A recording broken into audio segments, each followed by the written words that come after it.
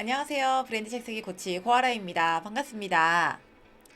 아는 건 없지만 가족입니다. 이게 참 제가 좋아하는 드라마인데요. 이 드라마는 말 그대로 가족에 대한 이야기인데요. 무소식이 희소식이다 라고 하는 것처럼 당연한 사랑을 표현하지 않는 가족을 소재로 이야기를 하는데요. 각 구성원들이 가족이라는 연결고리로만 얽혀서 살아가다가 이 부딪히는 기쁨, 슬픔, 좌절, 희망 등을 보여주는 드라마입니다.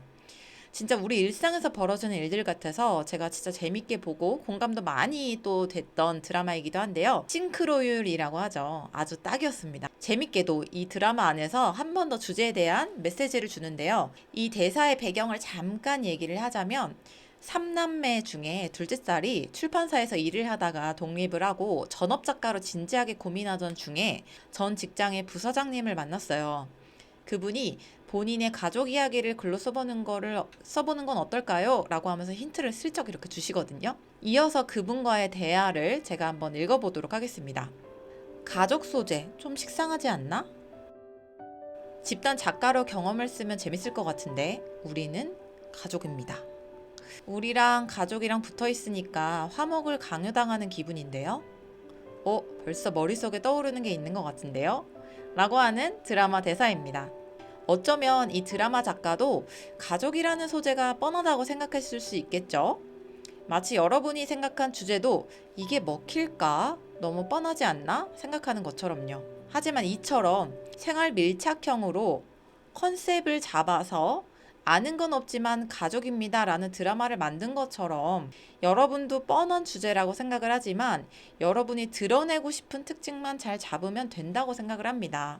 주제에 대해서 이렇게 여러분들에게 더 이야기를 들려드리고 싶어서 가져와 봤는데요. 주제를 얼추 정하셨다면 이 질문을 스스로 해볼 필요가 있을 것 같아요. 내가 쓰고 싶은 주제인가?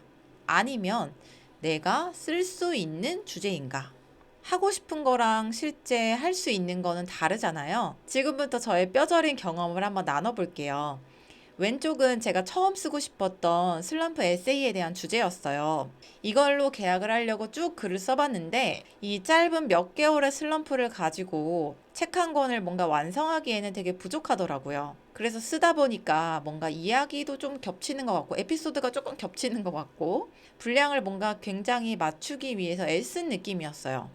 그래서 이렇게 출판사랑 소통 없이 계속 그냥 글을 쓰다가 출판사가 다시 방향성을 잡았으면 좋겠다는 말에 정말 처음에는 되게 멘붕이었거든요. 그런데 결국에는 제가 제일 잘할 수 있는 이야기가 뭘까라고 생각을 해봤더니 1인 기업을 하기까지 그때 당시 3년의 과정에서 얻은 수많은 노하우와 경험담을 책에 충분히 담을 수 있겠다 싶었습니다. 그러다 보니까 제가 다 담지 못한 내용에 대해서는 심지어 다음 책을 기획할 때 써야겠다 이렇게 싶을 정도였거든요.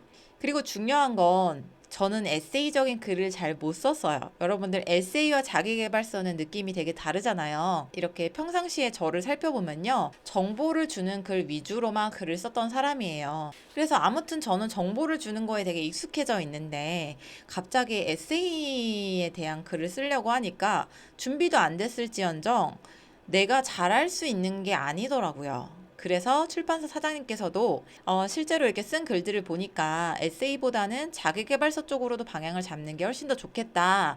이렇게 말씀해 주셨습니다. 이렇게 장르도 굉장히 바꿨고요. 그래서 결국에 출간한 책은 오른쪽의 자기계발서였습니다. 네, 그러니까 여러분들도 내가 그동안 한 경험담 중에서 가장 잘 들려줄 수 있는 경험이 무엇인지를 한번 생각을 해보시고요. 그것이 바로 여러분들의 쓸 수 있는 주제이기 때문에 그 점을 깊이 생각을 해보시면 좋을 것 같습니다. 이것만 체크하셔도 저처럼 이렇게 거의 돌아간 1년을 아끼실 수 있으니까 꼭 한번 참고해 보시면 좋겠습니다. 만약 주제를 정하셨다면 여러분들이 주제를 차별화하기 위해서는 꼭 혼자만의 상상과 생각으로는 끝내서는 안 됩니다. 그 다음에 작업으로는 시장 조사를 꼭 해보셔야 되는데요. 제가 이거 친구에게 보내준 이게 문자인데요. 간판업을 하는 친구였어요. 그래서 이 친구 역시 저희 같이 인쇄 코스에서 책을 준비하는 친구인데요. 간판에 대한 책을 쓰려고 하면 되게 막연할 수 있지만 실제로 이렇게 간판 마케팅에 대한 책을 쓰기도 했구나라는 사례들을 참고해서 이런 식으로도 책을 쓸 수 있네 참고도 해볼 수가 있고, 서점에 직접 오프라인 매대를 가보면 시중에 이렇게 출판사별로 매대를 차지하는 모습을 볼 수 있구나. 이것 또한 제 수강생들에게 드리는 이렇게 메시지인데요. 어쨌든 여러분들이 이렇게만 잘 보셔도 내 머리로서 이 주제를 어떻게 풀지라고 고민하시는 것보다 훨씬 더 현장에 가서 직접 책을 보면 볼수록 같은 주제여도 이런 식으로 풀어내는구나. 이런 이야기를 할 수가 있구나. 여러분들이 아이디어를 무궁무진하게 얻으실 수가 있습니다. 그래서 저는 뭔가 참신하고 창의성을 뭔가 발현해야 한다라고 생각하시면 하실수록 벤치마킹을 많이 하셔라. 다른 작가님들의 책들 어떤 소재가 요즘에 대중적으로 많이 나오고 있는가 체크를 하셔 여러분들이 갈 방향성이 잘 잡히지 않을까요? 그래서 많이 보시는 것을 추천을 드립니다. 자, 그리고 여러분들 제가 이어서 말씀을 드리는 거는 평상시 여러분들이 어떤 기록을 주로 남기는지를 잘 관찰만 하셔도 내가 쓸 수 있는 주제의 방향성을 정하실 수 있어요.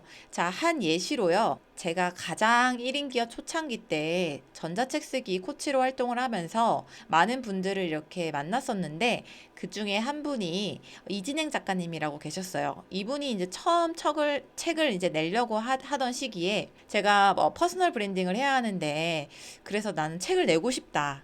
근데 제가 어떤 걸로 책을 내야 하는지 모르겠어요 라고 말씀을 하시는 거예요. 그 중에 이분에게 발견했던 건 뭐였냐면, 이분이 감사 마스터로 이렇게 활동을 하면서 비록 내가 장애가 있지만 나는 내 인생에 내 삶에 되게 감사함을 가지고 있고, 나뿐만이 아니라 내 주변에 세상에 어떤 감사함을 살고 있는지 많은 분들을 인터뷰하기 시작을 하셨어요.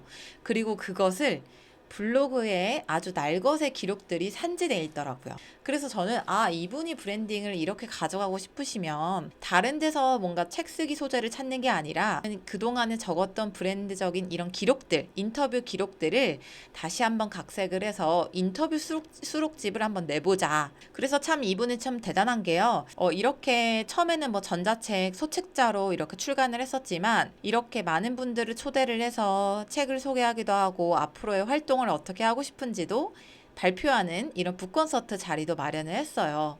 그래서 많은 분들이 또 재능 기부를 해주셨는데, 여기서 멈춘 게 아니라 내 이야기를 뭔가 더 다른 사람들에게 펼치고 싶다. 그리고 이런 메시지를 알아봐주는 출판사를 만나고 싶다라고 생각을 해서 열심히 투구하신 끝에 실제로 이분의 진정성을 봐주신 출판사 사장님께서 책 계약을 하자라는 이야기를 했고요. 두 번째 책을 쓰시고 이렇게 자전적인 에세이를 쓰시고요.